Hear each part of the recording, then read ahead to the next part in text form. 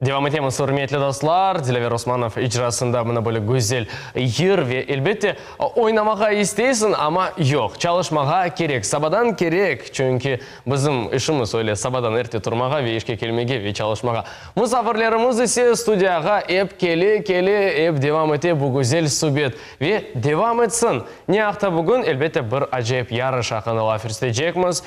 Ве келіңіз бұл субетні башлайық. Бұл ярыш ақында, бұл фестиваль ақында мен белесем соңсулға қадар лаферс етмеге мүмкін. Ве әлбетте бұл студиямызда бұл мевзуларны әнді ачықлаған едік. Ве бүгін девам етежеміз. Бізім студиямызда есе Қырымда нам қазанған артист, Қырым ансамблінің балетмейстері Назире Эмир, Қырым татар ойын мектебінің ребері Назире Эмир. Ве оның янында Қырым Жұмхуриетінің халық яратылыжығы мерkezінің режиссері Эльвира Девликамова. Селям алейкум. Алейкум селям. Студиямызға. Как настроение? Отлично. Как началось утро? Очень активно. Благодаря вам, да. То есть мы заставили прийти вас рано, да? Встать пораньше, конечно, да, потому что сейчас очень напряженный такой режим на работе в связи с фестивалем, с конкурсом, с подготовкой не только к этому конкурсу, о котором мы сегодня будем говорить, но еще к другим. Вот, поэтому хочется поспать подольше, но и хочется и к вам прийти и поговорить. Но, тем не менее, вы у нас уже. И переходя к конкурсу, расскажите, вот мы знаем, что 12 ноября пройдет финал этого конкурса, этого фестиваля. Как проходит подготовка? Да, давайте больше не будем называть его этот, а расскажем зрителям, какой. Да. Это республиканский конкурс крымско-татарской музыки, песни и танца. Это первый в этом году, проводит Министерство культуры Республики Крым, и организатором является Центр народного творчества Республики Крым, режиссером которого я являюсь. Конкурс у нас получился длинным, долгим и очень насыщенным. Первый этап был у нас зональный отборочный тур аматоров. Мы ездили по всему Крыму и смотрели лучшие коллективы крымско-татарской музыки, песни и танца и солистов. Это были так называемые зональные отборочные туры. И вот теперь те, кто были лучшими в этих зональных отборочных турах, приедут на свой финальный тур 12 ноября в Крымско-татарский театр. Вот, так что мы приглашаем зрителей в первую очередь, потому что артистам выступать при зрителях, наверное, конечно же, лучше и приятнее, да, Назира? И в этот же день состоится конкурс для профессионалов. В первую очередь хочу сказать, что коллективы все сильные. Я не знаю, как будет работать жюри, им будет на самом деле очень сложно, потому что и призы хорошие, в том числе и дипломы, и денежные призы для профессионалов и для аматоров, но я думаю, что жюри справится с этой сложной задачей, и мы выберем лучших среди аматоров и среди профессионалов. Ну, я думаю, профессионалов легче обидеть, мне кажется, это всегда так, потому что профессионалы — это уже люди, которые достигли какой-то высоты, и мне кажется, если вдруг их не оценить, то они немножко обидятся. Не согласна. Профессионал на то и профессионал, что он готов, да, если он идет на конкурс, он готов к тому, что он как может выиграть, так и проиграть. Ведь профессионал тем и отличается от аматора и любителя, что он уже понимает ценность своей профессии, понимает, что раз он проиграл, значит, он просто где-то чего-то не доработал. И это же не первый конкурс, не последний. На следующий год, значит, нужно готовиться лучше. А что касается возраста участников, вот среди тех участников, которые прошли в финал, каков возраст самых маленьких участников? Самым маленьким, по-моему, 6 лет. Есть у нас участники, да. Да, самые маленькие. И самым старшим там уже около 40 вот есть, да. То есть аматоры, вот для аматоров как раз-таки здесь большое поле деятельности, как могут малыши прийти участвовать в своей возрастной категории, так и люди уже кто постарше. Судьям будет действительно непросто, потому что когда на сцене стоят такие маленькие детки, и в то же время они, пусть недостаточно качественно, но когда с любовью делают свою работу, это оценивать их действительно сложно. Ну, на финальном туре уже будет проще, потому что уже отобраны самые сильные, да, в каждой возрастной категории. И уже понимаешь ценность того, что происходит. И я думаю, что... Ну, потом у нас и жюри будет профессиональное. Это будут ведущие специалисты в области искусства со всего Крыма. Это будут главные дирижеры, главные балетмейстеры театров и филармонии. Что касается гала-концерта, готовятся ли какие-то сюрпризы для крымчан? Да, конечно. Вот теперь, когда у нас придет финальный тур, мы отберем лучших из лучших среди аматоров и среди профессионалов. Мы обязательно всех участников пригласим на финальные мероприятия, где будет проходить гала-концерт. Кто-то из участников, как аматоров, так и профессионалов, будет участвовать в гала-концерте. Будут приглашены профессиональные артисты, и как поздравить для того, чтобы поздравить участников. И, конечно, приедут много гостей, которые будут... Я пока не буду раскрывать всех секретов, мы к вам еще придем. Нет, да? ну, то, и что в вы этот же говорите, день просто артисты, уже понятно, что кто-то будет. Да, и самое главное, в этот день будут озвучены победители. Мы будем долго хранить в тайне, то есть в понедельник не будет сказано, кто у нас победил. Жюри будет работать какое-то время, наверное, неделю, и потом уже будет озвучено и на нашем сайте Центра народного творчества Республики Крым и на сайте Министерства культуры будет вывешен список победивших, и уже люди приедут за своими призами. Это, наверное, самый главный для них сюрприз. Очень интересно. Назира Ханым, а вы видели непосредственно участников, которые принимали участие? Да, пришлось, потому что ездили по Крыму, смотрели коллективы, выбирали самых лучших. И хочу сказать, что на финал, который будет проходить 12 ноября, выбрали самых сильнейших, самых лучших детишек, самые лучшие коллективы. И хочу поблагодарить как от руководителя школы, детской школы, крымско-татарского танца, Министерства культуры и Центр народного творчества за организацию такого мероприятия, как этот конкурс. Этот конкурс дает для детей, это где они могут продемонстрировать свои знания, показать, на что они способны. Должны участвовать, просто должны. Это необходимо не только для участников, но и для руководителей, педагогов. Потому что именно на таких конкурсах каждый понимает из руководителей, что будут смотреть, оценивать, присматриваться, сравнивать. Поэтому это очень собирает, концентрирует руководителей. И это идет, знаете, на развитие, то есть на работу над собой и над тем, что делают. А вы являетесь руководителем школы крымско-татарского танца. Расскажите, какие детки к вам ходят, каких возрастных категорий и чему, конечно, помимо профессиональных навыков танца, они могут научиться? Ну, я начала собирать детей с 7 лет, стали приходить в школу. Потом очень много было пожеланий, просьб, чтобы я брала малышей. Очень боялась. И вы знаете, вот говорят, глаза боятся, руки делают.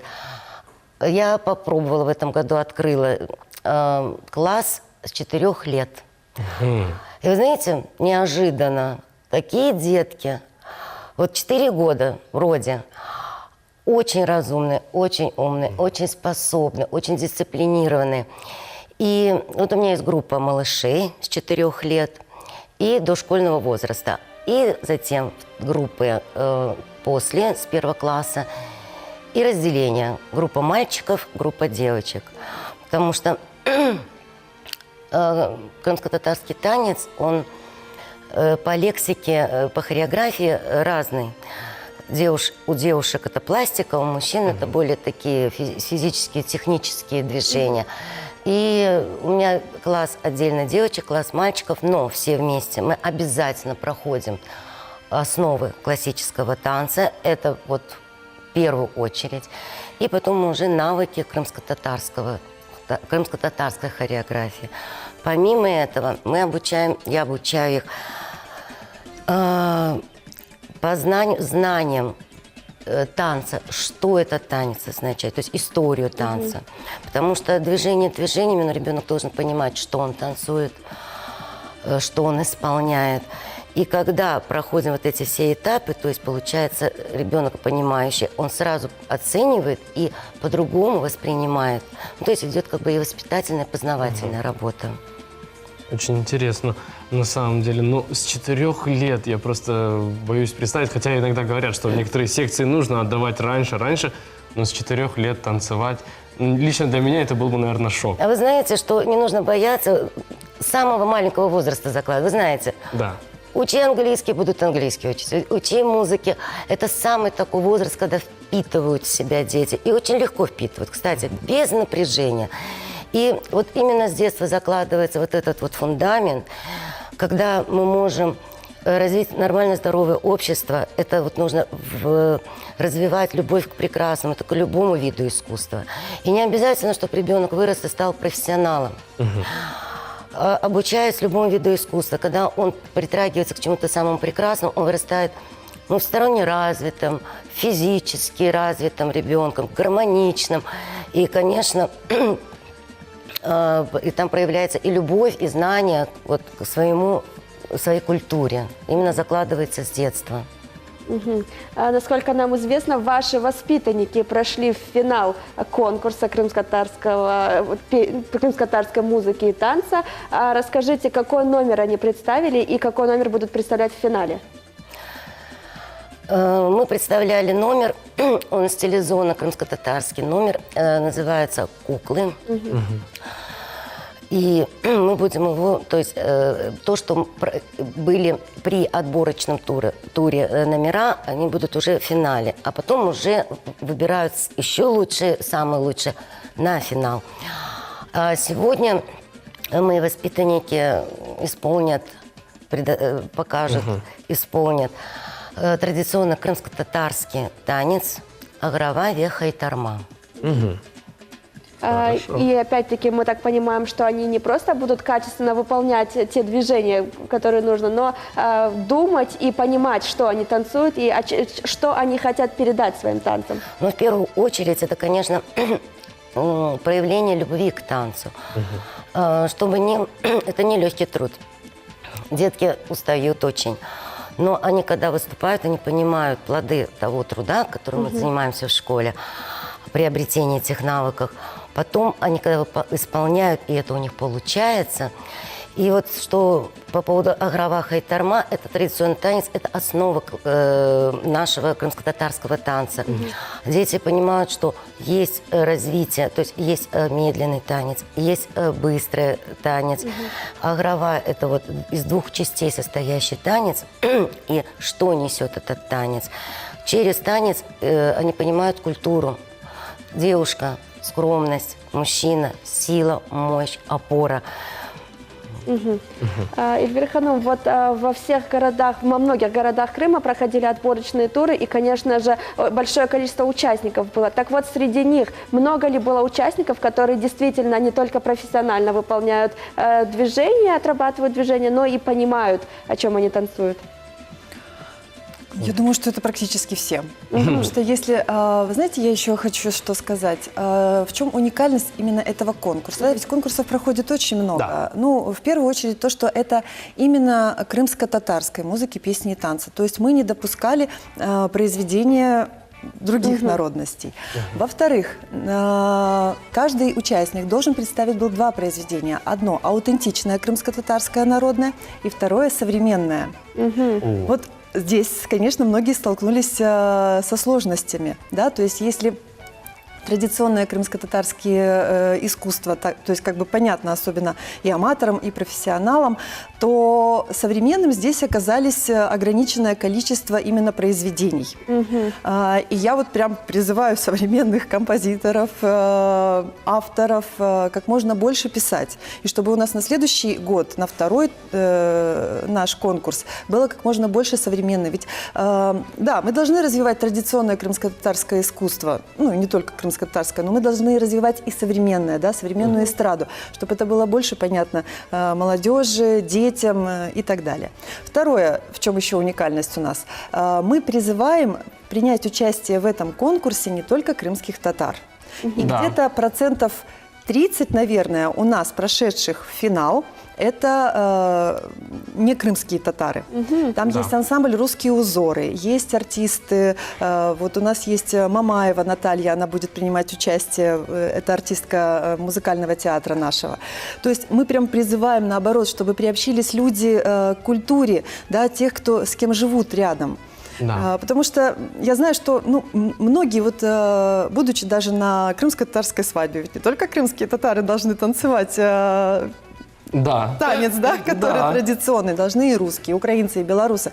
Поэтому вот прям две задачи у нас. Собрать как можно больше современных произведений крымско-татарских на следующий год. И возможно, что есть такие люди, которые их пишут. И второе – это призвать как можно больше участников других народностей к нашему конкурсу. А то, что все понимают, конечно, все понимают. Мы все-таки воспитываемся… Вообще в Крыму люди понимают, что делают. Да, конечно, понимают. И здесь… Конечно, и понимают, что поют и что танцуют. Ну, не было такого, что мы прям смотрим, и человек не оттуда. Можно это добавить? Конечно. Я хочу поддержать коллегу и не только акцентировать, уважаемые композиторы, по поводу современной музыки, по поводу народной музыки, детского репертуара музыкального. Не только моя школа, многие руководители детских коллективов сталкиваются с такой проблемой. Очень ограниченный репертуар, детский репертуар. У нас очень много песен, они все поются о любви, страданиях, каких-то эмоциях. А вот именно о счастье, о солнце, вот что-то детское, вот очень-очень-очень мало репертуара. И по поводу крымско-татарского танца, это, конечно, уникальный конкурс. Это конкурс впервые, который проводится, вот именно крымско-татарский. И вот то, что популяризировать нашу крымско-татарскую культуру, народ, то есть чтобы люди понимали через нашу культуру, нашу сущность. Я хочу вот просто обратиться, мы все возможное делаем, вот так, отдельно все. Понимаете, там студия, там школа, здесь школа. И все, кто как хочет, учит. Но мы нарушаем где-то каноны нашей хореографии. Вот, она растворяется, кто-то свою какую-то лепту. Ну, уходим от того, что было изначально. Надо развиваться, я ничего не говорю. Но теряется вот эта самобытность. А почему? А потому что у нас нету базы, нету школы государственной, которая была доступна для всех желающих. Доступно. Это не просто где-то студия, пришел, родители могут, не могут. И не клубы, дом культуры, а именно профессиональная школа, то ли лицей, именно искусств крымско-татарской, музыки, песни, вокала, хореографии. И еще очень хочется сказать, очень много выпускников университетов, которые приезжают на место, на работу, они сталкиваются с проблемой постановки крымско-татарского танца. Они знают. Поэтому, наверное, нужно задуматься и ввести высшее учебное заведение занятию по основам, отдельный предмет, основы крымско-татарского танца. Ну, такие, я знаю, что есть, я сама была свидетель тому, что вообще в истории много, когда из конкурсов, из каких-то вырастают идеи более глобальные, да, и кто знает, может быть, то, о чем сейчас это здорово, что не прошел и ушел, а ну, правильно, для этого конкурсы и делаются. Мы же и хотим выбрать самых лучших, показать их уже на сцене большой, привести еще раз на какие-то передачи телевизионные. Для этого все и делается, не просто так. Вообще должно быть все не просто так. Вот работаем не просто так, да, там люди получили свои дипломы и разъехались, да. Возможно, что среди участников, возможно, среди ваших воспитанников, да, вырастет как раз-таки тот профессионал, который и сделает центр искусства. Это должно быть, это Ну, обязательно. тогда мы будем надеяться, на это и будем надеяться, Мы для этого что только и работаем. в одном из университетов все-таки появится дополнительная кафедра крымско-татарского танца. Пока что более конкурентоспособны в этом плане Кипу и Кукиит, я так понимаю. Ну, и то посмотрим. немало. Было бы здорово. Очень здорово. Ждем, значит, всех 12 ноября. В 10 утра начинается конкурс. Начинается он с аматоров, то есть у нас сначала выступают аматоров, и в 3 часа уже придут соревноваться профессионалы.